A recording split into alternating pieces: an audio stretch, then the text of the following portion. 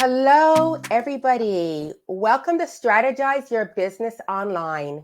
This is the live designed for entrepreneurs like yourself who are looking for a dose of business inspo and ideas to grow your business in the online space. My name is Dee Boswell-Buck, and I am the digital marketing strategist behind Boswell-Buck Creative Consulting. And what we do is we help you to connect with your ideal clients or your dream clients strategically in the online space. So before I introduce my guest, who I am just so excited to have her here, I would love, like, if you are watching this live or if you're watching the replay, let me know in the chat your name, the name of your business. What is it that you do? Let's introduce each other. And I'm now going to introduce my guest. Here we go. Christen N. James, fondly known as CJ, is a side hustle coach and host of the Shine to Five Method for Side Hustlers podcast. She is a certified life skills coach, certified master mindset coach, and Reiki practitioner with a BA in psychology and certification in solution focused therapy. CJ created the Shine to Find Method coaching system to help demotivated women identify professionals, commit to starting or growing their side hustles until they can confidently quit the unfulfilling 9 to 5 using her 3D exit strategy: design, dedicate, depart. She loves to go on the journey with them from having a boss to being a boss. CJ, thank you so much for being here and welcome to Strategize Your Business Online. How are you today? I am super. I am excited. I'm always excited to chat with you. We always have the best conversation. So I know today is going to be no different. Thanks for having me. Thanks for Oh, having me on. thanks so much for having here. And, everyone who is watching, we are talking about the Solopreneur Overwhelm, how to gain confidence in your business. And right now, I see online, I see Kim Thompson Pinder, and she is the Extraordinary Word Ninja. And we have her introducing. Hi, Kim, nice to see you. And then we have Nicole Yamchek, and she's the founder and CEO of Advocate Fundraising. Nice to meet you, Nicole. Thank you for joining us. Now, before we get into anything here, CJ, Yeah. just reading this bio here, like, it takes me back to when I was setting up to leave the 9 to 5, and I love the 3 words that you have here that start with the letter D: decide, because I remember when I made that decision, Mhm. and then to dedicate, because it's one thing to decide, but you have to, like, dedicate the time and the effort, and then depart. I don't even know which word is a stronger one. And you know what? That just kind of flowed to me one day when I realized using the Shine to Five method, that's what I essentially was taking my clients through. And if you know me, you know I love a good play on words. So like 3D. So it became the 3D exit strategy. But yeah, I wish I had a 3D exit strategy when I was still in the 9 to 5 setting. I definitely would not have stayed at my 9 to 5 5 years longer than I wanted to, but I just didn't have the tools or resources. Or I didn't know where to look at the time. And so now I'm doing that for my clients. I'm letting them learn from me. I crawl so they can run. Yes, that is amazing. And you gave a bit of an intro here. So if you can just go a little bit more deep, CJ, and tell Mhm. me more about you, what it is that you do. Okay. So my story, my corporate story, my transition story starts with manifesting my layoff. This is not the typical story. Most people, like including yourself, you make the decision, you work on your side hustle while you're at your 9 to 5, you hire the coach, you hand in your resignation. And at the time when probably a good decade plus ago, and I realized I didn't want to be at the 9 to 5, but something always came up. I bought a house and then I got a car and then I went on the big trip. So I was always worried about my finances. It was good to have the steady income and the stability. And it got to a point one day when I was just like, this needs to be it. This year, this is the year. Like things have to change. I have to take control of my future. I don't know what the end of this year is going to look like, but this is my last year here. This is it. I did my vision board. I put leave corporate and coaching right beside one another. Fast forward some months, and they were making the decision. They called us into the room, the execs, and they told us that they were closing our departments, and we had 60 days, I think it was, to sort out our stuff, and before we had to leave. And I was just like, so if I always believed in the universe and the law of attraction, but when I actually experienced it like that, now I talk about it all the time, that once you truly know that something is for you, it will absolutely happen. I manifested my layoff. I went back to school, got certified as a coach, and started my coaching business. And in that time, I just realized that I wanted to continue to support women who are in the position I was in, of wanting to make that transition. It is terrifying. Mhm. It took me 5 years. I've had someone tell me it was easier for her to decide to end her marriage than it was for her to walk away from her 9 to 5. Like it's terrifying, right? Wow. And so I want to be able to provide the support for these women. And I just found, and maybe over the last couple of years, everything I was talking about was just about the side hustler. So I got really specific, and I went from, being a mindset transition coach to I am a side hustle. You might have noticed a little change. I said side hustle, and now it's side hustler Ooh. coach, because I want to support the person who is going to be building this business and making this decision and shifting their mindset to be able to go from having a boss to being a boss. Yeah, that's fantastic. I mean, I do digital marketing now, but not a lot of people know that back in the early 2000s, before Facebook, before social media, I used to hand paint silk scarves, and Mm-hmm. I made my website from scratch. Like, there was something called Yahoo GeoCities, and everyone's like, what is that? Yeah, But I yeah. made my own website. I was found, but I did have a 9 to 5. So Mhm, I would have mhm. loved to have met you, because I remember, like, I never thought about leaving my job. It was a great thing to make additional money. But Yeah, there yeah, were times when I felt very dejected. I felt yeah, like things were not coming together. And it would have been amazing to have somebody there just to, give me some support. yeah, Yeah. for sure. Yeah, I Yeah. totally get it, and I hear all the time. Most of my clients come to me out of just sheer curiosity. They didn't even think, like, I never really thought about hiring a coach, but I see you online, and we're going to talk about that more, right? That's why we're here today. I see you online and you're saying this and this and this, and I thought, hey, why not have the conversation? And then in that, building that relationship, they see the benefits of working with someone to support them through the Yeah. journey. Yeah. So, CJ, did you ever have to work through any type of limiting beliefs? Oh gosh, yeah. Tell me about This that. to this day. I think there's always going to be limiting beliefs. Limiting beliefs are literally beliefs that you limit yourself. So if one of the things I like to work on with my clients is untelling and retelling their story. So we all, essentially, it's like our stories are told to us and handed to us even before we have the opportunity to decide what we want our lives to look like, right?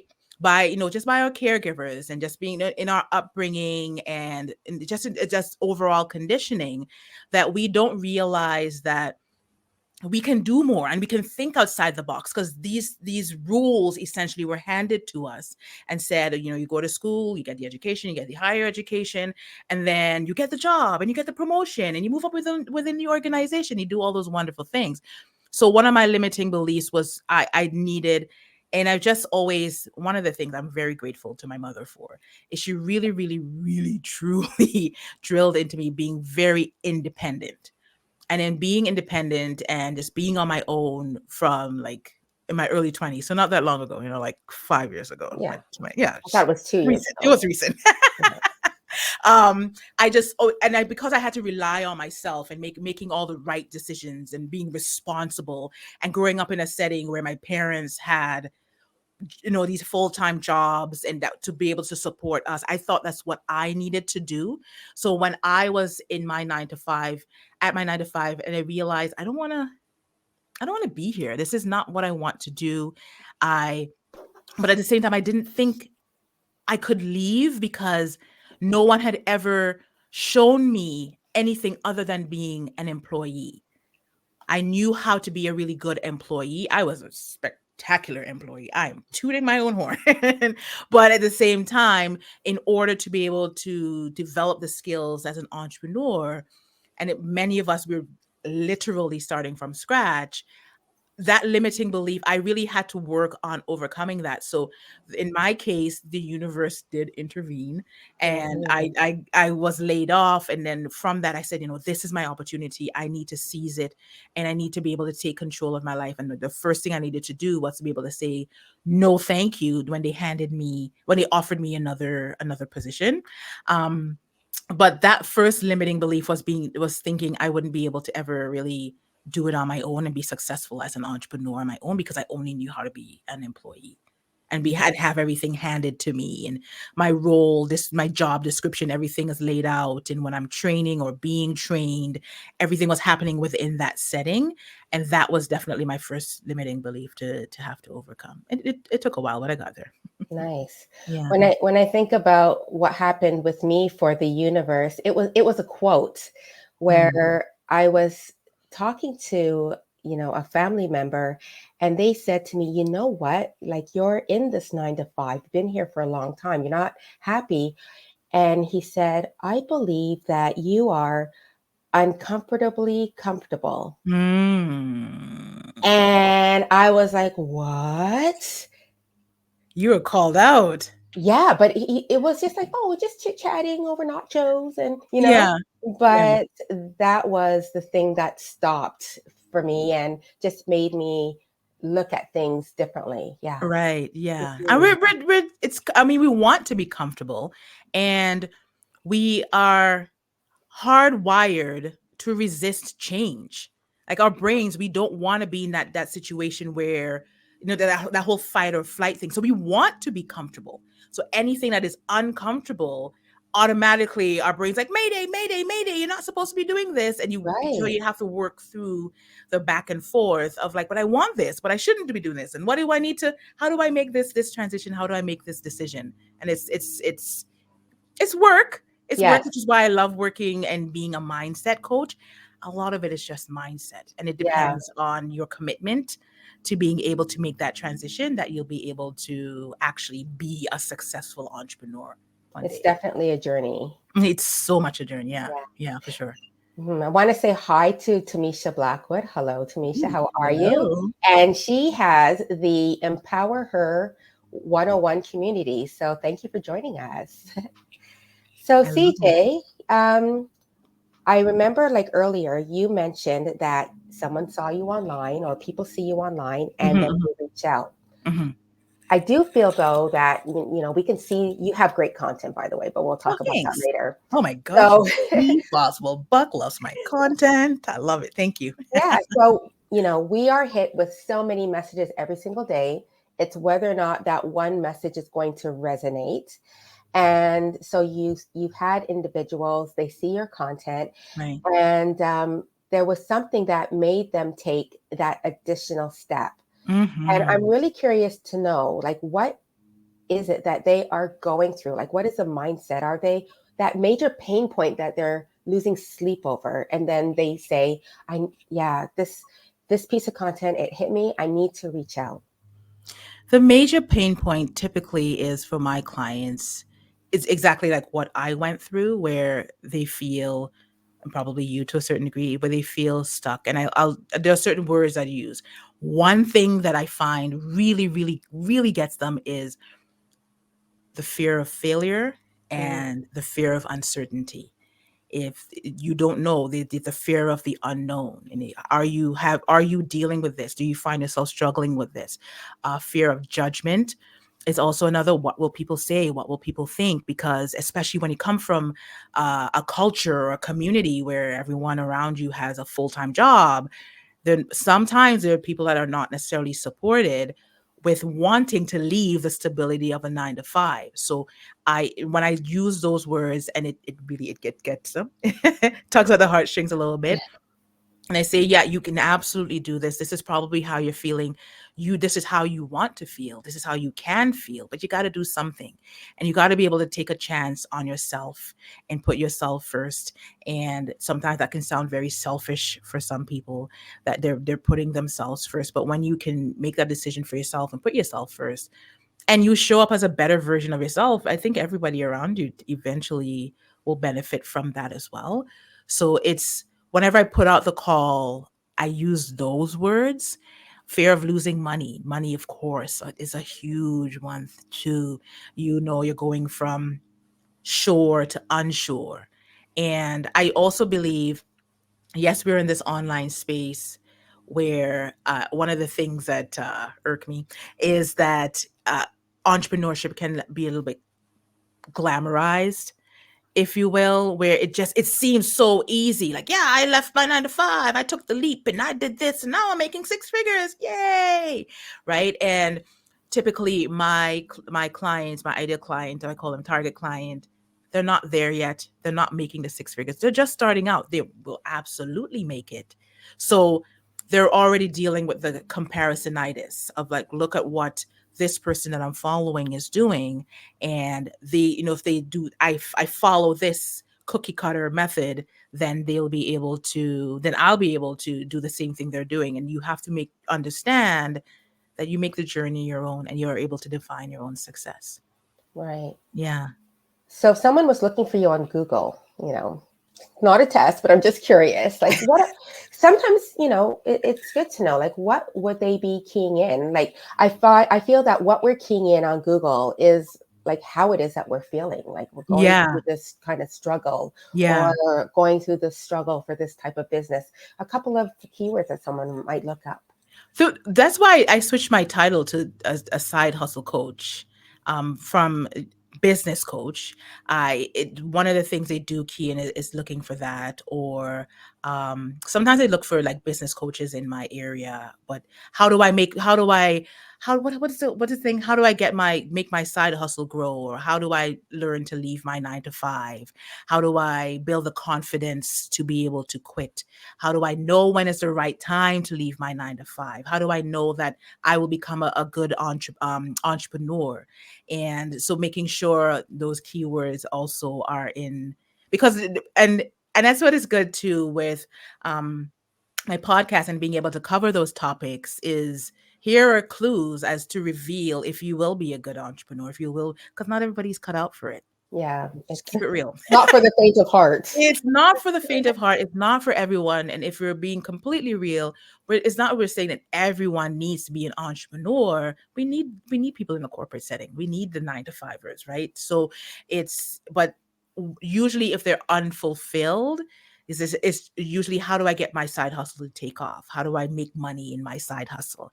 And once I get them with that, I like to instill in them. It starts with you and your mindset, and shifting your mindset, because if you're coming from like an employee perspective and you're still stuck in that employee mindset, you really have to be able to shift it to becoming an entrepreneur. But they're not going to search for like employee mindset first, right? They'll be looking at how can I say comfortably leave or confidently leave my 9 to 5 and become a successful entrepreneur, that type of thing. That's what they look for. I love, like, I feel like you're like right in the head of that individual, but you also said that was your life as well. And I ask those questions, like, when it comes to keywords, like when I'm onboarding my clients, as we start with them, that's one of the questions I ask. Like, if somebody was looking for you, what are the keywords? Because I love that saying that says, what's in it for me? Not as in what's in it for me, the business owner, Yeah. but putting yourself in the mindset of the person who is looking for you. What is Right. in it Right. for them? So always thinking about, what is it that they're searching for? What is it that they're going through? And then those are the words that they're going to key in. And hopefully that'll help you to come up as well.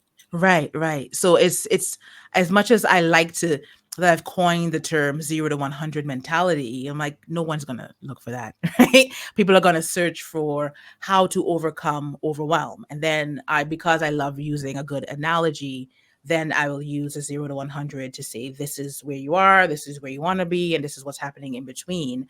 But we can't just think about, I know I have these really cool things and cool ways that I can help someone, and I'm going to type in and have all this stuff about 0 to 100 mentality. No one is going to search for that. But of course, they're going to search for, how do I become a more confident entrepreneur? How do I overcome the overwhelm to become a more confident entrepreneur?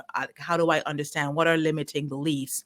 And knowing that you have the answer. We absolutely have the answer as a professional, but we have to know the language that they're using, and the words that they'll be searching for, the things that, as you said, their pain points, and then use that to pull them in, and then we offer our solution. Yeah. Well, can you tell me about the 0 to 100 mentality? Segue. Yeah, I'm super I love the curious now. segue. So the 0 is, it is overwhelm. So when I say 0 to 100, I think about when someone is starting out. So I'm picturing my client, and when they're starting out, they're like, oh my gosh, I have to get this, I have to get this, I have to have this many followers, I have to start my website, I have to make sure I do this, I have to make sure I am here, I have to make sure I'm on all the platforms, I have to make sure. And it's just like, whoa, you're 0, your mind is at 100. You have skipped 99 steps, my friend. Yikes. Meet me back at step 1. And let's go through step 1, and then to step 2, and then to step 3. And a part of really being able to define your success is being able to overcome that overwhelm. So yeah, of course you need a website. I'm not going to be sitting on Dee Boswell-Buck's platform saying, don't make your website a priority. But first, find out who your ideal client is. What are their pain points? What are they looking for? What kind of language are they using? That so you know exactly what to say on your website, so they will find you. And then when they get to your website, they'll stick around, and even better, they'll click that link and book a time with you, right? Before you create the social media platforms, where's your ideal client hanging out? If you don't need to be on all 50 quadrillion, there's a few of them. 50 gazillion and Gazillion, quadrillion. If you don't need to be on all of them, you don't have to think about, I have to create all these different accounts and all these different, where are they hanging out? What content do they like to consume? And do they like video? Do they like to read things? Do they like audio? So figuring all of that out first before actually doing the thing.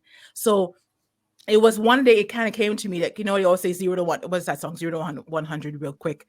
It's just like, and it's like, hang on a second. Meet me back. I'm back at step 1. I'm waiting for you over here. And that's why we get overwhelmed. We focus a lot of times on things we don't necessarily have control of right now. And we lose sight of the things that we can control. At the end of the day, realistically speaking, we can control our thoughts, our emotions, the things that we do, and how we react or respond to people.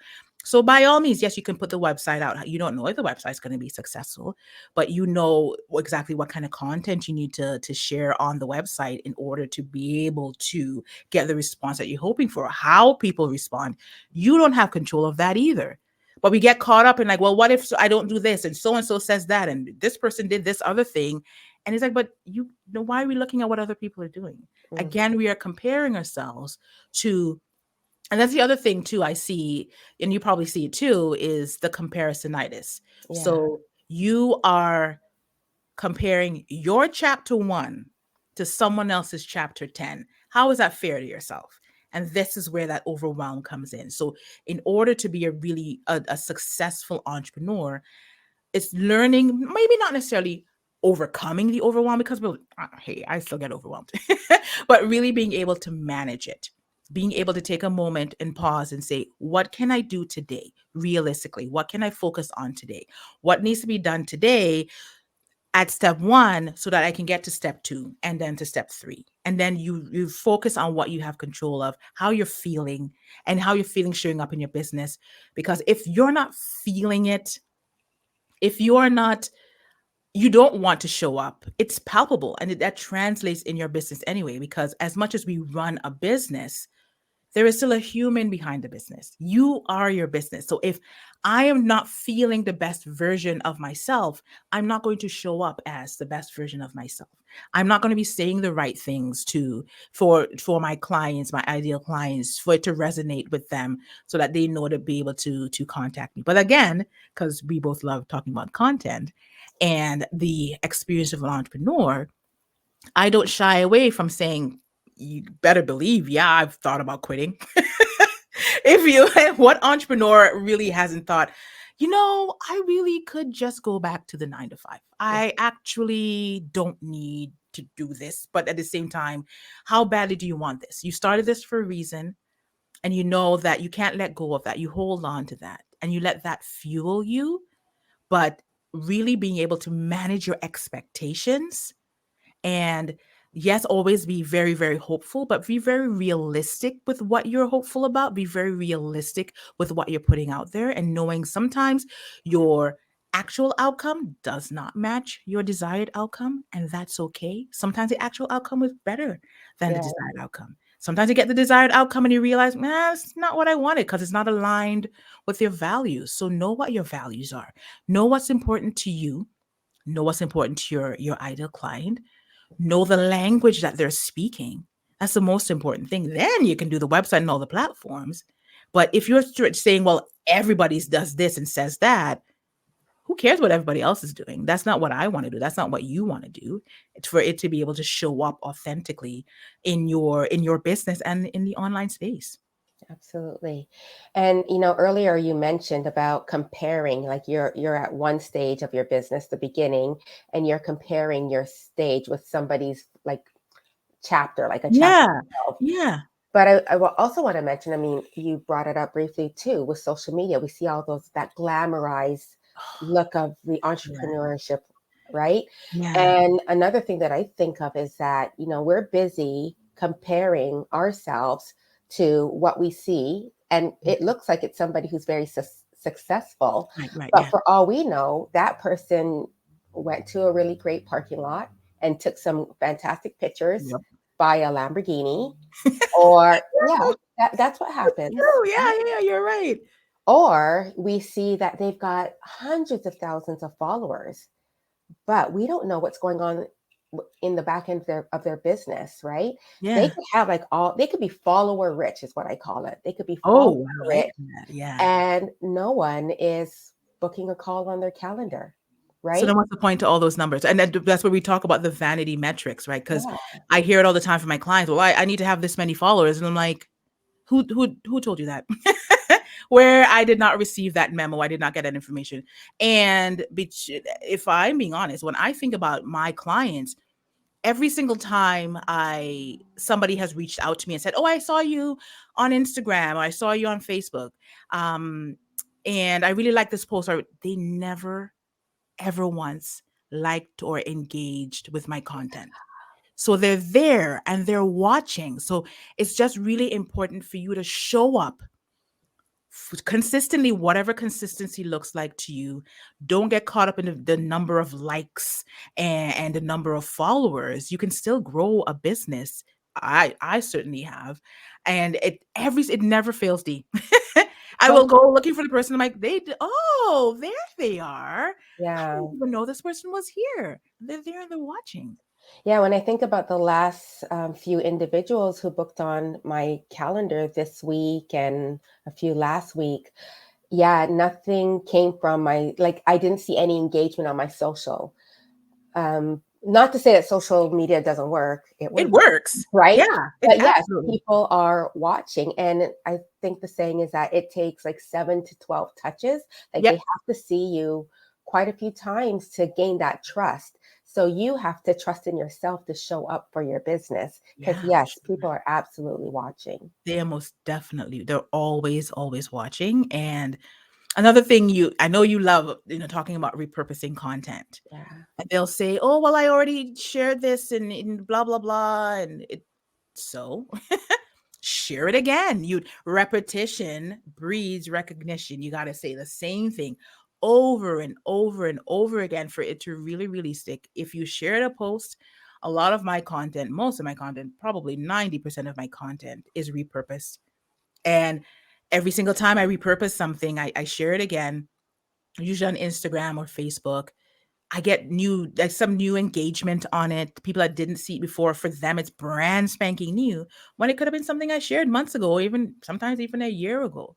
So it's just being really, and that's a beautiful thing about content anyway, is one piece of content you can turn into so many different things. And we need to be able to have fun with it. I feel like we need to have fun in our businesses too.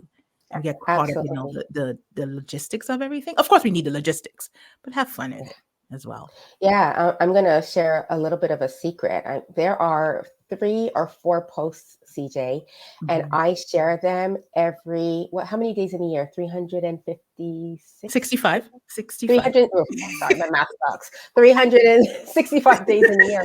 Like, I share it every single year. Yeah. And it will be a slight change where it's a different picture. And maybe I need to change like a number in that post. Mhm. And but those are the 3 to 4 posts that, like, they do amazing for me. And Yes. they get new eyes on my brand. And yeah, but no one knows that, or they usually it's like, oh, she's celebrating this again, but Yeah. no one thinks that it's the exact same post, but I Yeah. just tweaked a few things. So that's Exactly. just a little bit of a tip. Yeah, for sure. Yeah. Repurpose. Yeah. So another question, CJ, about, how it is that you support your clients, and you talk about the fact that they're starting here and they got their mind over at 100. So when you do have them going through your process, do you have them like working on a certain task or a certain goal, like they're working on it for a certain amount of days before they move on to step 2? How does that work? I ideally, sorry, other coaches out there, but I don't even talk about goal setting until maybe I'd say 3 or 4 encounters in. I start off with, let's talk about your values. Let's talk about setting boundaries. Let's talk about identifying who your ideal client is, putting all of that together, your business mission and your vision. Essentially, what I want to do is I want everything to feel aligned for them, so that when they do start to set goals, they are setting the right goals that make sense to them, the right goals that fit their lifestyle, because they already don't have that much time. They have a full-time job, and then they have a life outside of that. So they're working with a limited amount of time. So before just jumping right into the goals, let's talk about like why you're running the business, why you want to, this is the problem that you want to solve, why this is the solution that you're offering, what is your competitive advantage, what sets you apart. So there definitely there's a method to my madness, as the saying goes, but I take them through really working on their mindset and setting them up for success. And then we work on setting the goals. And even with setting the goals, I take them again through another process of like just looking at both worlds, your 9 to 5 and your side hustle world, and where there can be alignment. And I love talking about leveraging a 9 to 5 before you leave, taking all of that into consideration. And then when they set the goals, create an ideal scenario. Like, what would your life look like were you to be able to accomplish all of these goals? And then we reverse engineer, and then we start to set the goals. So there's a lot that goes into, of course, as there should be. I do believe that how we feel impacts what we think and ultimately what we'll do. So my 3 pillars are emotions, mindset, and strategy. So I like to say that I get all up in the feels before we roll up the sleeves, because there, as I mentioned already, and we talked about, if there's a human behind the business. There's Yeah. someone that, and if you're not feeling it, it impacts it. And if you're at 100 and you should be at 0, you should be at step 1, and your mind is really cluttered, it kind of impacts what you do and how you show up. So I take them, we work through those 3 pillars, and we do get to strategy, and we do get to goal setting and creating the action plan, but everything else before that, it just makes so much more sense. And the one word that always comes up is just they just have so much more clarity and confidence. Well, those are 2 words. I love that. So before we continue, I'm just going to say on your behalf that CJ takes back her apology to all coaches, because I think what you said is just perfect. Thank you. Thank you. Yeah. So I see that we have, and please correct me if I hope I'm saying your name correctly, Mika Alechi. Nice to see you. Thank you so much for joining us. And CJ, what social media platforms do you like to focus on for your business? I like Instagram, Facebook, and I'm really starting to leverage LinkedIn a little bit more. But Instagram is typically Instagram and Facebook kind of go hand in hand. Typically where my clients tend to find me, and they're lurking, as they call them. They're there and they're watching. They might not be engaging, but they're there. And so those two, and then LinkedIn as of like Right. this year. Yeah. And like what types of content do you like to do? Like images, just text, videos, reels? What's your favorite? All of it. Oh, They respond most to, you can't go wrong with video. You can't go wrong with video at all. And then another thing about repurposing content, since we're sharing secrets, I will take a video, a 30-second. I know I do that 1 minute. Listen to me, I only have a minute. I do that 1 minute video. I will take a piece of that. I'll turn it into a GIF. I don't know yeah. if we decided how that word is pronounced. Make that into another piece of content. It Sometimes I'll take something else and I'll make it into a carousel. It's all the same thing. But also in doing market research and really having the conversations with my clients, I ask them, like, what kind of content do you like to consume? What platforms do you show up on? Do you like to show up and hang out on? Because I think that's super important as well. It's great when we know where we want to show up, but we also need to understand and know what resonates most with our ideal clients. But I don't mind doing some video and then having a whirl with it. Yeah. Yeah. And Tamisha, she said that she said me too. So she does some pretty cool reels. I do enjoy them. Like well, she doesn't know, but I mean on Instagram, I must have Mhm. just spent like maybe 15 minutes just going through. I'm like, I these love are that. good. Tamisha, these are funny, or these are I really enjoyed them. So if you're watching, check her out. Maybe Tamisha, you can have your Instagram handle in there. Thank you for keeping us educated and entertained. So CJ, what would you say like are the two top lessons that your clients walk away with after working with you?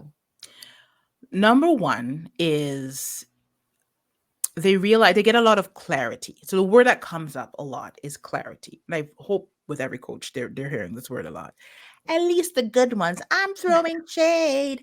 But the word clarity does come up. But it comes up because when we first start working together, because they're working on and working through that employee mindset, they're not necessarily too focused on their side hustle and how their side hustle can grow.